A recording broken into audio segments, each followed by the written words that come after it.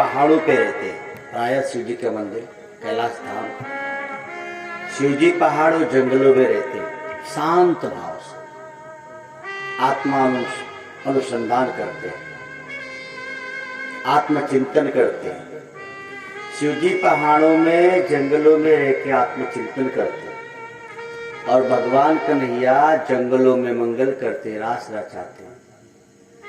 तो शिव जी का ये जंगल और कान्हा जी का मंगल होने वाला है।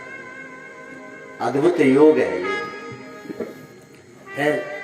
हर अच्छे कार्य के आरंभ में या शुरुआत में थोड़ी कठिनाइयां आती हैं, फिर भी ईश्वर का कार्य और जहाँ विश्वनाथ बैठे हों वहाँ बहुत चिंता की आवश्यकता है। भगवत नाम का कीर्तन करके कथा में प्रवेश करेंगे। भगवत नाम का कीर्तन करते क्यों है? कथा कई होती है ना, कथा राम जी की हो, कृष्ण जी की हो, भगवान शिव जी की हो, देवी भागवत हो, तो कथाओं में कीर्तन करने का विधान है। तो क्यों है? कारण क्या है? कीर्तन शब्द का जब उल्टा करते हैं आप हम, तो नर्तकी होता है। करके देखिए, कीर्तन का उल्टा नर्तकी, अर्थात कीर्तन नहीं करेंगे तो 84 लाख में नाचना पड़ेगा। खेतों में खेती करना छोड़ दो, घास बोना नहीं पड़ेगा, अपने आप आ जाएगा। यदि भगवत नाम का कीर्तन नहीं करते हैं तो माया को बुलाना नहीं पड़ेगा, वो अपने आप आके नचाना शुरू करेगा। तो नर्तकी पना से बचना है तो जीवन में कीर्तन पना लाना चाहिए। और जिनके जीवन में कीर्तन पना है उनके कर्म शुद्ध बुद्ध होते हैं, और कर्म शुद्ध बुद्ध है तो व्यक्ति आत्म शुद्ध हो जाता है, और आत्म शुद्ध व्यक्ति ही ईश्वर स्वरूप हो जाता है। तो भगवत नाम के पावन कीर्तन को करके फिर हम सब कथा में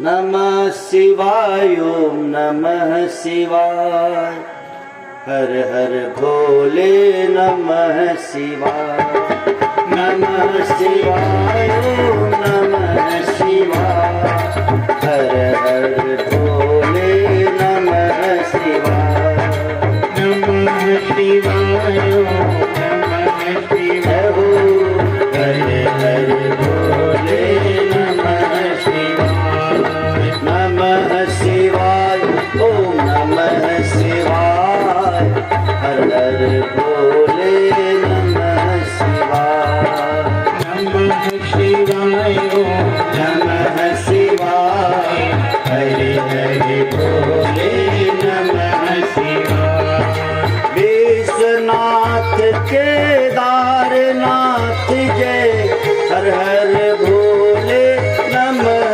शिवाय, विश्वनाथ केदारनाथ जय, हरे हरे भोले नमः शिवाय, हे त्रिपुरारी गंगाधारी, हर हर भोले नमः शिवाय, त्रिपुरारी गंगाधारी, हरे हरे भोले नमः शिवाय, नमः शिवाय, ओम नमः शिवाय, हर हर भोले नमः शिवाय, नमः शिवाय, ओ विश्वनाथ शिवाय, हरे हरे भोले नमः शिवाय। आप किसके लिए बैठे हैं वो देख रहा है।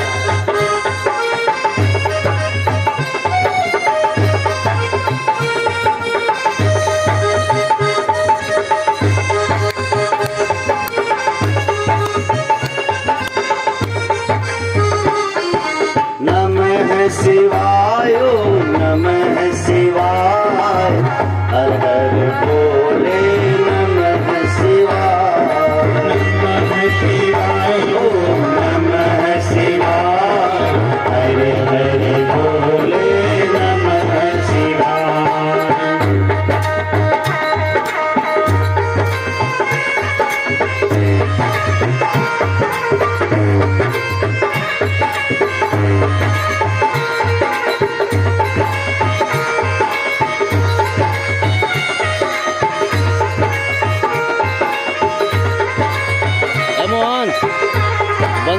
चैनल तो।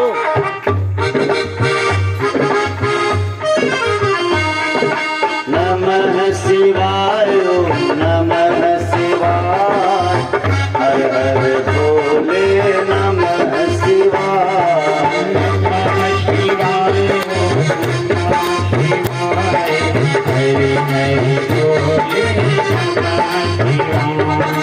हे नागेश्वर महाकालेश्वर, हर हर भोले नमः शिवाय। नागेश्वर महाकालेश्वर, हरि हरि भोले नमः शिवाय। सोमनाथ केदारनाथ जय, हर हर भोले नमः शिवाय। सोमनाथ केदारनाथ जय, हरि हरि भोले नमः शिवाय। नमः शिवाय ओम नमः शिवाय, हर हर भोले नमः शिवाय। नमः शिवाय जय हो हरि हरि भोले नमः शिवाय ओम नमः शिवाय, हर हर भोले नमः शिवाय। नमः शिवाय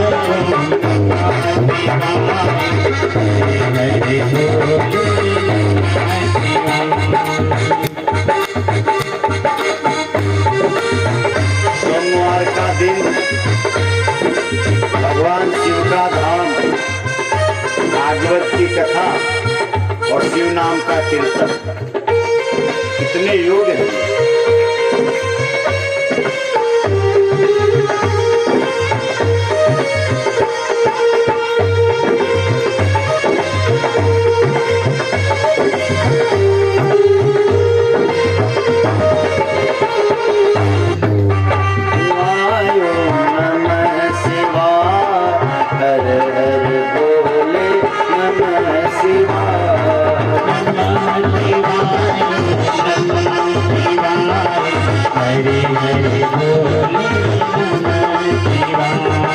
हे त्र्यंबकेश्वर हे ममलेश्वर, हर हर भोले नमः शिवाय।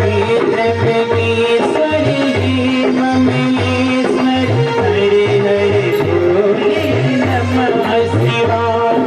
हे नागेश्वर हे त्र्यंबकेश्वर, हर हर भोले नमः शिवाय। नागेश्वर हे त्र्यंबकेश्वर, हरि हरि भोले नमः शिवाय। नमः शिवाय ओम नमः शिवाय, हर हर भोले नमः शिवाय। नमः शिवाय हरि हरि भोले नमः शिवाय। नमः शिवाय नमः शिवाय, हर हर भोले नमः शिवाय। नमः शिवाय नमः शिवाय, हरि हरि भोले नमः शिवाय।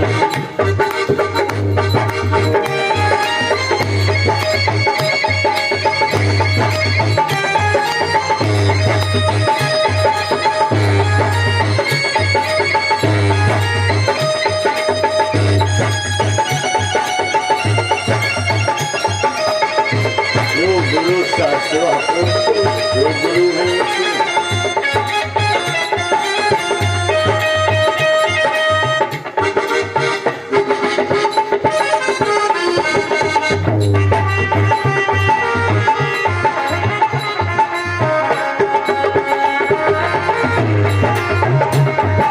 नमः शिवाय नमः शिवाय, हरि हरि भोले नमः शिवाय।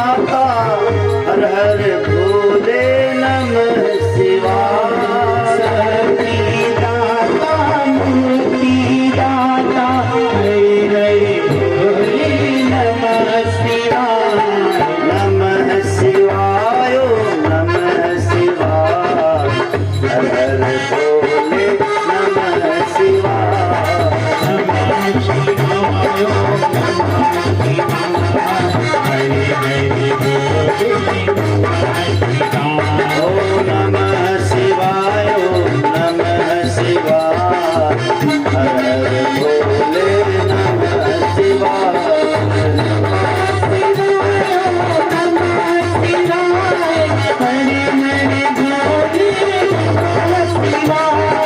नमः शिवाय ओम नमः शिवाय हर हर भोले नमः शिवाय। नमः शिवाय ओम नमः शिवाय हर हर भोले नमः शिवाय। नमः शिवाय ओम नमः शिवाय हर हर भोले नमः शिवाय। नमः शिवाय ओम नमः शिवाय हर हर भोले नमः शिवाय। नमः शिवाय ओम नमः शिवाय हर हर भोले नमः शिवाय। नमः शिवाय ओम नमः शिवाय हर हर भोले नमः शिवाय। नमः शिवाय ओम नमः शिवाय हर हर भोले। हर हर महादेव। ओम नमो भगवते वासुदेवाय। सही बोलेंगे। प्रसादे सर्व दुःखानां प्रसादे सर्व दुःखानां हानिरस्योपजायते हानिरस्योपजायते प्रसन्न चेतसो हासु प्रसन्नचेतसो हासु बुद्धि पर्यवतिष्ठते। पर्यवर्तिष्ठते। भगवान कृष्ण कहते हैं अंतःकरण की प्रसन्नता होने पर इसके संपूर्ण दुखों का अभाव हो जाता है और वह प्रसन्न चित्त वाला कर्मयोगी शीघ्र ही सब दुखों से हटकर परमात्मा में भली भांति स्थिर हो जाता है। जरा ध्यान दें। प्रसादे सर्व दुःखानां हानिरस्योपजायते। अंतःकरण की प्रसन्नता एक होती है बाह्यकरण की प्रसन्नता। जैसे आप लड्डू खाए तो मजा आया, तो अंदर में नहीं आया, ये जीभ को आया। अंतःकरण की प्रसन्नता वस्तु अथवा व्यक्ति से नहीं होती। भगवान की बातों पर खूब ध्यान देना है। प्रसादे सर्व दुःखानां हानिरस्योपजायते। गोविंद कहते हैं अंतःकरण की प्रसन्नता होने पर, बाहर कहीं नहीं। बाह्यकरण की प्रसन्न तो हम रोज होते हैं, क्षणे तुष्टा क्षणे रुष्टा। कभी हम दुखी होते हैं, कभी सुखी होते हैं। दिन में पता न कितनी बार ऐसे प्रसंग आपके हमारे जीवन में आते हैं। लेकिन अंतःकरण की प्रसन्नता कब आती है? जब आत्म अनुभूति वाले किसी महापुरुष की कृपा दृष्टि हम पे पड़ जाती है, अथवा आत्म अनुभूति वाले किसी महापुरुष के कुछ आत्मिक शब्द हमारे आत्मा को छू जाते हैं, आत्मा में आनंद आ जाता है। तो अंतःकरण की प्रसन्नता जब आती है तो इंद्रियों वाला पुरुष, जो हम इंद्रियों से सुख ले रहे हैं, ये इंद्रियों वाला पुरुष जब इंद्रियों से सुख लेता है तो सुखी और दुखी होता है। तो जैसे ही आत्मिक ज्ञान के शब्द हमको मिलते हैं और जब हमारे अंतःकरण में वो बात आती है, तब हमारे इंद्रियों के जो विषय वासना रूपी सुख है, इससे हमारा मन हट जाता है। इसी को भगवान कह रहे हैं कि उस इंद्रियों वाले पुरुष का मन सब दुखों से हट जाता है। ध्यान दो, दुख क्या है? दुख यह है कि हम जो देखना चाहते हैं वो न दिखे तो दुख है। हमको जैसा सुनने की इच्छा है वैसा सुनने को न मिला तो दुख है। हम जैसा भोजन चाहते हैं, यदि आज वैसा भोजन न मिला तो दुख है।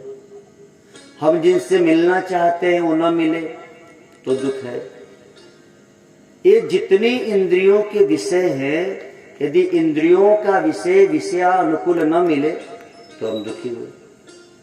प्रतिकूल मिले तो दुख, अनुकूल मिले तो सुख। तो इंद्रियों के विषयों का जो पुरुष है, यानी हम और आप, ये हम और आप इंद्रियों के विषय वासना से उपराम कब होते हैं? जब सच में राम तत्व में कोई डूबा हुआ महापुरुष मिलता है। अच्छा, सोई जान ही जही देह जराई। इसके दो अर्थ हैं। एक तो भगवान जिस पर कृपा करे वो जान पाता है, और साधारणता देखा तो जो जानता है वही आपको जना सकता है। आपको पढ़ा वही सकता है जो स्वयं भी पढ़ा हो।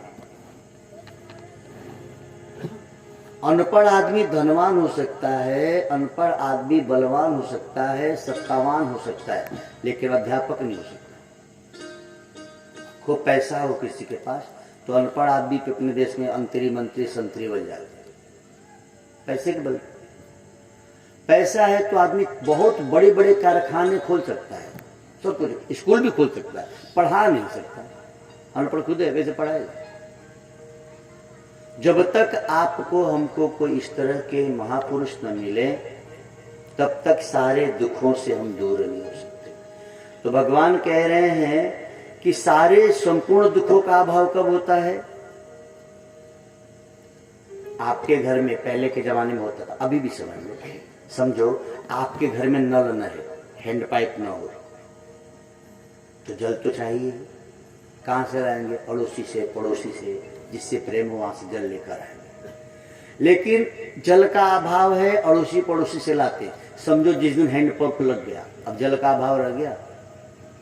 अब तो घर ही में लग गया ना। अब जब घर में लग गया तो क्या करते? जब जरूरत पड़ी तो चला लिया। पहले घर में नहीं लगा था तो अड़ोसी पड़ोसी से लाके एक बार भर लेते थे, कौन बार बार लाएगा, या बड़ी बाल्टी में लाते थे, ज्यादा लाओ भाई, बार बार कौन जाएगा, बुरा लगेगा। लेकिन घर में यदि है तो अब कोई दिक्कत नहीं है। ठीक ऐसे जैसे जल पर्याप्त रूप में हमें मिल गया तो अब हम अड़ोसी पड़ोसी के घर जल लेने नहीं जाते। तो अंतःकरण में जब प्रसन्नता आ जाती है तो इंद्रियों से व्याप्त जो ये पुरुष है, अब इसके दुखों का अभाव हो गया। आपके जल के दुख का अभाव कब हुआ? जब आपके घर में हैंड पाइप लग गई आंगन में। ऐसे ही हमारे भी दुखों का अभाव कब होता है? जब हमारे हृदय में आत्मज्ञान, ब्रह्म ज्ञान, वेद ज्ञान आ जाता है। यह जैसे ही आएगा हमारे दुखों का भी अभाव हो गया। अच्छा, दुखों का अभाव होने के बाद ऐसा नहीं कि वो व्यक्ति कर्म नहीं करता। इसीलिए कहते हैं कि उस प्रसन्न चित्त वाले कर्म योगी की शीघ्र ही बुद्धि सब ओर से हटकर परमात्मा में भली बात चल जाती है। यानी देखो, आप और हम घर चलाते हैं, दुकान चलाते हैं, विद्यालय चलाते हैं, कारखाने चलाते हैं, महापुरुष भी करते हैं। महापुरुषों को देखिए, आश्रम चलाते हैं, विद्यालय खोल के चलाते हैं, क्या क्या करते हैं। लेकिन सब करते हुए भी देखो तो निर्लेप है, वो परमात्मा में स्थित हो गए। क्यों? उनको अंतःकरण की प्रसन्नता है और हम बाहर की प्रसन्नता से हैं। वो आश्रम चलाते हैं आत्मा में विश्रांति के लिए। आश्रम शब्द का मतलब क्या? आप देखते हो ना, कहीं कहीं लिखा होता है फलाना आश्रम। आश्रम माने, आश्रम शब्द का दो अर्थ बड़ा सुंदर, जहां तक मैं समझता हूं, अपने ढंग से हर आदमी व्याख्या करता है। एक तो वह जहां संसार के सारे श्रम उतर जाए वो आश्रम, और दूसरा अर्थ है, जहां तक मुझे लगता है, आत्मा को पाने के लिए जहां जाने के बाद श्रम न करना पड़े, अनायास आत्मज्ञान मिल जाए, वो आश्रम। और ऐसे आश्रम तो किसी दिव्य महापुरुषों के पास होते हैं। तो आजकल आश्रमों की भी कमी नहीं है। आजा दक्षिणा धर तर चाहे मर, ये आश्रम नहीं। आश्रम माने जहां हम गए और जाते ही आत्मा को पाने के लिए श्रम न करना पड़ा, अनायास ही आत्म तत्व मिलने लगा, ये आश्रम है। तो भगवान कह रहे हैं प्रसादे सर्व दुखानाम, सारा दुख, इसलिए प्रसाद शब्द जोड़ा है। तो प्रसाद दो तरह के होते हैं, एक तो खाने वाला प्रसाद जो हाथ में मिला, मुंह में गया, जीभ को स्वाद आया, और दूसरा जो कान में मिला, बुद्धि में गया और आत्मा को आनंद आया। खाओगे प्रसाद तो किसको मजा आएगा? जीभ को। पता लगा लाई भी है, लाचीदाना भी है, प्रसाद मिला, बिना देखे मार दिया, अंदर एक कीटा भी था। अब सोचो कैसा लगा होगा। इस प्रसाद को खाने में थोड़ी सी खतरा है भाई, देख कर खाओ। लेकिन आत्मिक ज्ञान, प्रसादे सर्व दुखानाम, कितना सुंदर शब्द गोविंद ने चयन किया। महापुरुषों के अनुभव युक्त शब्द की जब प्रसादी मिलती है, प्रसादे सर्व दुखानाम हा निरस्यो पजायते, सारा दुख तभी जाता है जब ज्ञान रूपी प्रसाद व्यक्ति को मिल जाती है, वो पा जाता है। ज्ञान का प्रसाद नहीं मिला तो महाराज फिर कृपा प्रसाद पाते रहो। पुत्र नहीं है, दुख है, किसी ने दे दिया पुत्र, बहुत ही हो गया पुत्र, तो एक ही दुख गया ना। अब पुत्र पढ़ता नहीं, फिर दुख आ गया, फिर जाओ किसी बाबा के पास की महाराज पढ़ता नहीं। अच्छा चल भैया पढ़ लिया, अच्छा पढ़ लिया, दुख चला गया। अब क्या बोले नौकरी नहीं मिलती बाबा। यानी ये दुख खत्म नहीं होगा। एक एक समस्या के लिए एक एक प्रसाद पाते रहो, सारे दुख दुख नहीं होंगे। बेटा हो गया, एक दुख गया, लेकिन धन का अभाव होगा। एक बुढ़िया माई थी, दोनों आंखें की अंधी, बड़ी गरीबी में जन्मी, स्वाभाविक है। तो बुढ़िया है, अंधी है, तो स्वाभाविक है अंधे से विवाह भी हुआ होगा। अब उसके बेटे अंधे हो ऐसा तो है नहीं, ऐसा थोड़ी होता है। बेटा तो जन्मा, इकलौता बेटा, बेटा का ब्याह किया, लेकिन उसका पोता ही ना हो। बुढ़िया अंधी, पति मर गया था, गरीबी पूरे घर में छाई हुई थी, एक बेटे बहू, उनको पोता हो नहीं रहा है। बुढ़िया बड़ी दुखी, अब क्या करें। तो बुढ़िया माई को किसी ने कहा कि आप सुतोष तुम और डरदानी, भगवान शिव जी के मंदिर जाओ, माई दिखता तो है नहीं, तुम भले शिव जी को न देख पाओगी, शिव जी तो देखेगी कि तुम गई थी, रोज जाया करो।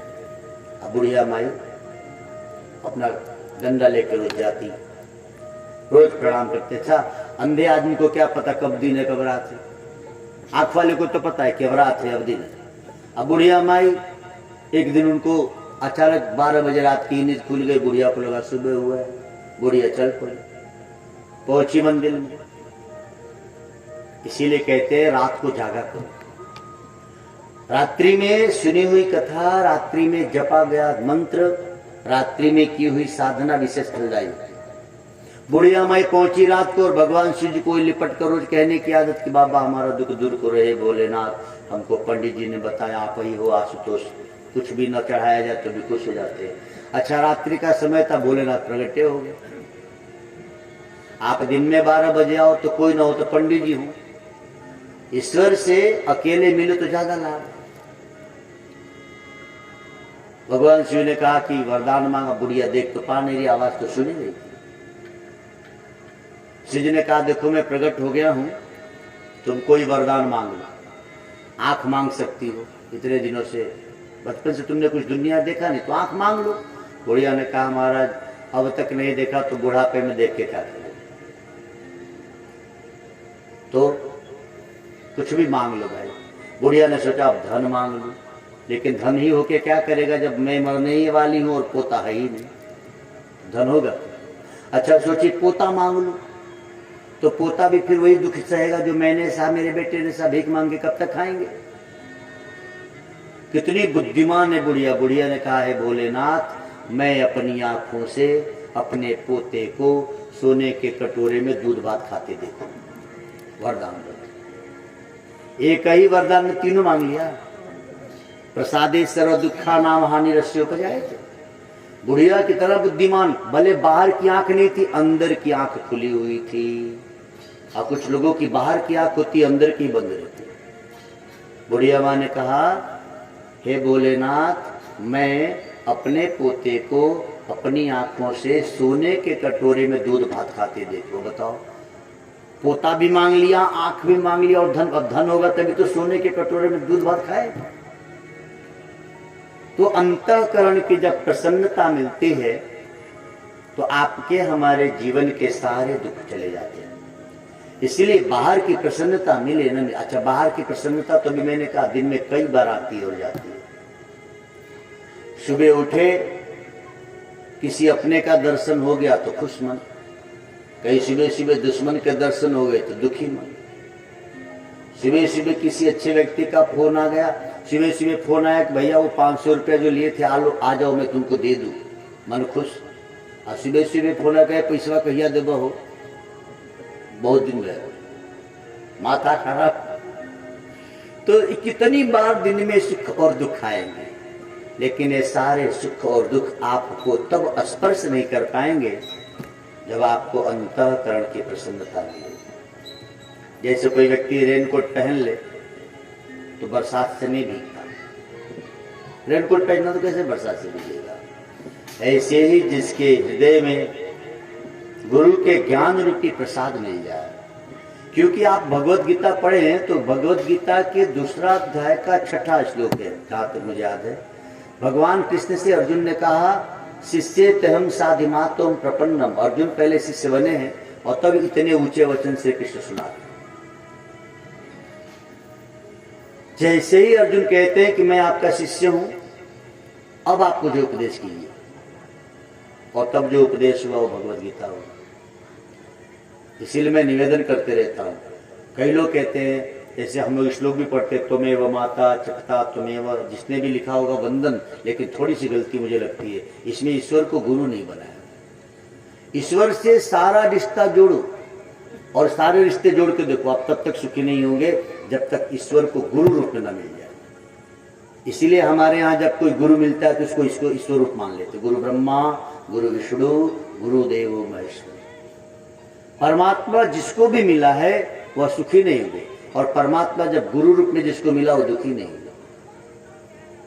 सारी कथाएं शिव जी ने कही है, कथा राम जी की हो, कथा कृष्ण जी की हो, लेकिन वही शिव जी जब स्कंद पुराण में कहते हैं, गुरु कृपा ही केवलम शिष्य से परम मंगल।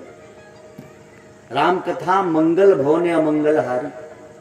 राम कथा मंगल करती है, लेकिन गुरु कृपा ही केवलम शिष्य से परम मंगल। इसी बात को श्री कृष्ण कहते हैं, प्रसादे सर्व दुखा नाम हानिरस्योपजायते।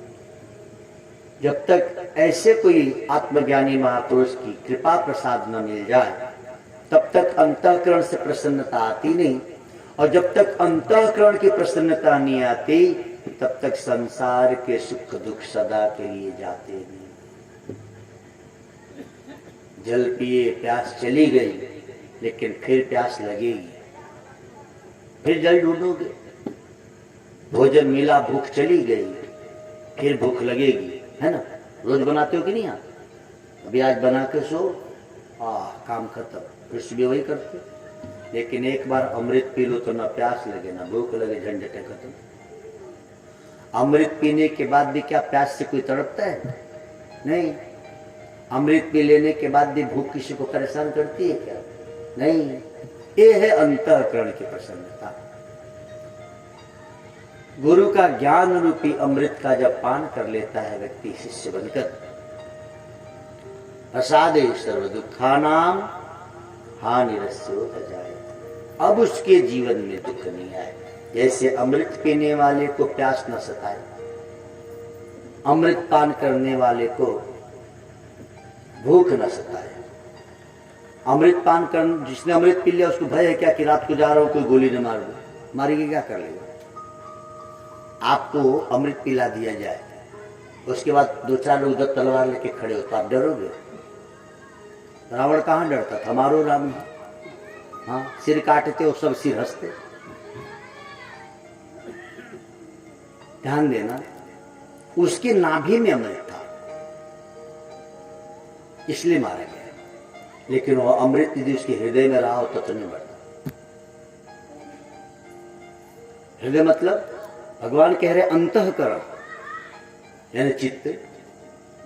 गुरु का ज्ञान रूपी अमृत हृदय में होना चाहिए। शिव जी के शिष्य है रावण जी, सरल व्यक्ति नहीं। जहां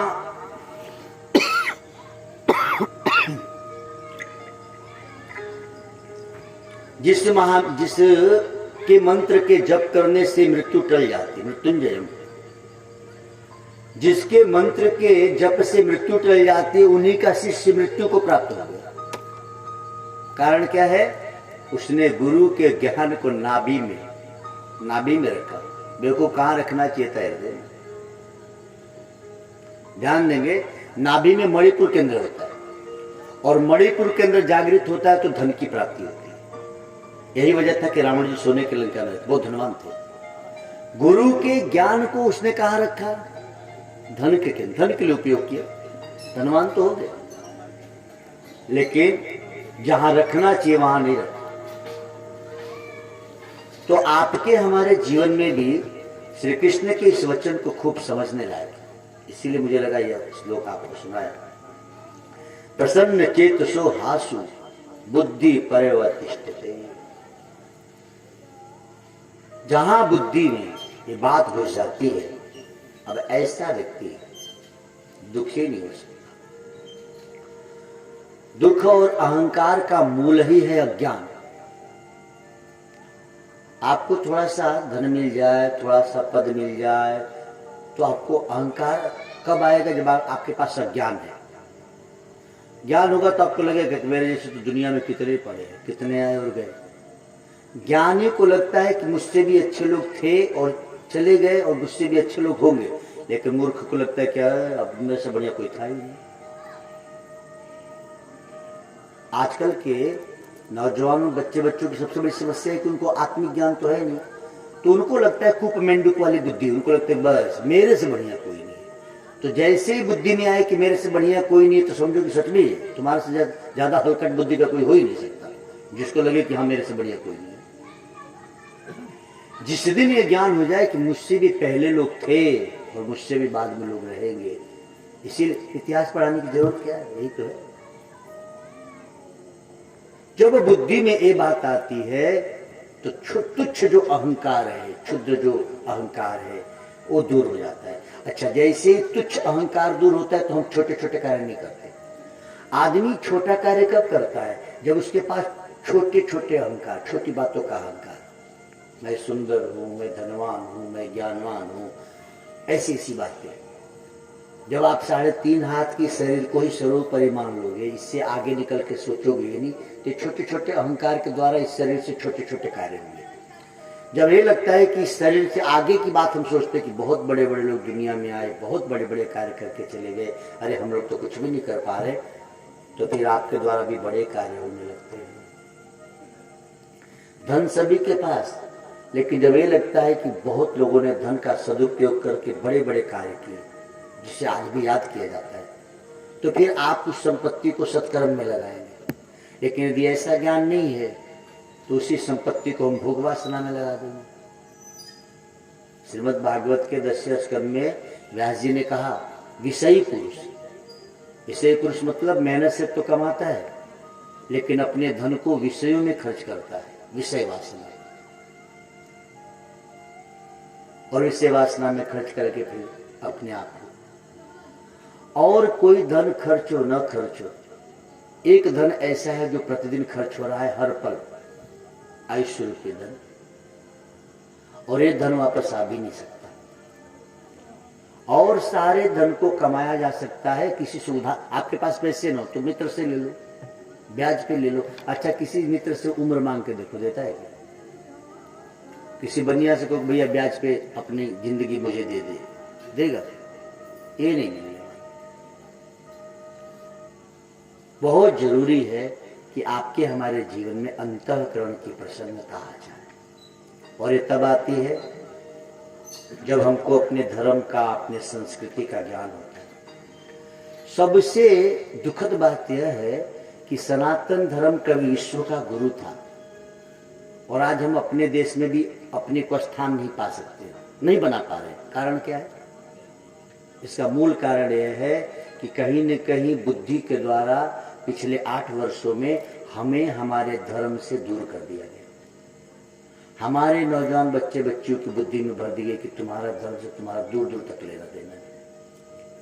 इसी देश में मुसलमान बच्चों को जालीदार टोपी लगा के शुक्रवार के दिन अजान करने में कोई संकोच नहीं होता, लेकिन इस देश के, भारत के हिंदुओं के बच्चों को तिलक लगा के मंदिर जाने में शर्म आती है। बाद में कहेंगे गर्व से कहो हम हिंदू है, तेरे कहने से हो जाएगा क्या? इस देश में सिख रहते, उनके बच्चों को सिख इतना बड़ा बाल रख के टोपी पहनने में शर्म नहीं आती। हमारे बच्चों को सिखा रखने में, तिलक लगाने में शर्म आती है। तो ये दुख का कारण, यही कारण है कि सिख बहुत ज्यादा संख्या में नहीं, फिर भी वो ठीक है, उनके धर्म पे किसी की हिम्मत बोल के दिखाए। मुसलमान ज्यादा संख्या में नहीं, उनके मजहब पे कोई बोल के दिखाए। इतनी बड़ी संख्या में हिंदुस्तान में हिंदू हैं, और जो आता है इनके धर्म को रोज गाली देकर चला जाता है। इन बातों को ध्यान देना चाहिए भारत के नौजवानों को। सीखो उनके नौजवानों से, कोई बोल के देखो उनको। 3-4% ईसाई रहते हैं इस देश में, आपकी दीपावली नहीं मनाते, आपकी होली नहीं मनाते, लेकिन पढ़े लिखे वीआईपी कोटा के मूर्ख नौजवान बच्चे बच्चियां हैप्पी न्यू ईयर मनाते हैं। ये किसका त्योहार है भाई? तुम्हारा है, तुम्हारे बाप ने बनाया था। दूसरे का त्योहार लेकर हम खुश हुए। हम कितने मूर्ख हैं। अच्छा, इसका मूल कारण क्या है? हमारे बच्चे बच्चियों को अपने धर्म से लेना देना नहीं। दिन भर मोबाइल में व्यस्त है, कुछ हनुमान चालीसा याद है? बोले नहीं। धिक्कार है तेरी जिंदगी को, तेरी बुद्धि की शुद्धि करे तिले सर्वात। जिसको हनुमान चालीसा याद नहीं वो हिंदू कराने लायक है। जिस बेटी को दुर्गा चालीसा याद ना हो, तो दुर्गा चालीसा याद है तो जब डर अरे मर गई रे, मरी जा रे, काय जिंदा है तू। अंतःकरण की प्रसन्नता मिलती है गुरु कृपा से। इसीलिए सबसे ज्यादा आवश्यक है कि हम सब प्रतिदिन भगवत गीता पढ़े। भगवत गीता नहीं रखते हैं। हमको तो लगता है कि कई हिंदुओं को तो ऐसा लगता है कि गीता माने अदालत में रखने की कोई पुस्तक है जिस पे हाथ रख के कसम खाया जाता है, घर में न रखो। भगवत गीता पढ़ने वाला व्यक्ति मृत्यु के भय से मुक्त हो जाता है। और जो मृत्यु के भय से मुक्त होगा वही देश के लिए, राष्ट्र के लिए, संस्कृति के लिए कुछ कर पाएगा। इसीलिए प्रतिदिन गीता पढ़ना चाहिए। जब तक भगवत गीता का अद्भुत ज्ञान हमारे हृदय में न आए, तुच्छ अहंकार, तुच्छ बुद्धि हमारी दूर नहीं होगी। इसीलिए सभी से प्रार्थना, गीता के दूसरे अध्याय का 65वां श्लोक है, प्रसादे सर्व दुखानाम हानिरसोपजायते। ओम नमो भगवते